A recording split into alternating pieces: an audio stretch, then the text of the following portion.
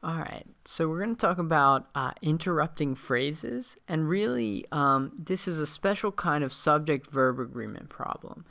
It's basically where they throw in a phrase that comes in the form of, basically comes in between two commas, right? And its sole purpose is really to try to throw you off and try to make it harder for you to see where the subject and the verb are supposed to agree.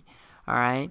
So one tip that you should always follow is that you should cross out any phrase between two commas as long as it doesn't affect the sentence. All right. So for example, if you see a sentence that says, John's poetry, especially his newer poems, were written in his house in Maine, okay? If you see this phrase, especially his newer poems, right? I can basically cross that out completely, and it doesn't really affect the sentence, right? Then you're reading John's poetry were written in his house in Maine, and you probably can immediately see what the problem is, right? This were here should be was. John's poetry was written in his house in Maine. Okay? The poetry and the was has to agree. All right? In the second example, we have something very similar. It says, Sally's endless homework, not including her other commitments, have contributed to her lack of sleep. All right? Well, as soon as we see this phrase between the two commas, not including her other commitments, we can actually cross that out from our sentence. All right?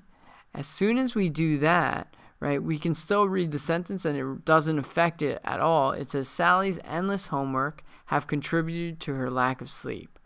And again, by crossing out that phrase, it's pretty easy to see what the problem in the sentence is. This have actually needs to be has. Okay? That way it reads, Sally's endless homework has contributed to her lack of sleep. All right? So for interrupting phrases, the basic concept is if you see any phrase between two commas that really doesn't add much to your sentence and doesn't affect your sentence at all, cross it out. All right? And see if that helps you see the subject-verb agreement. Okay? Usually it's a telltale sign on the SAT that they're trying to get you to see this relationship between the subject-verb. All right, so just check those out, make sure they match, and then you're all good.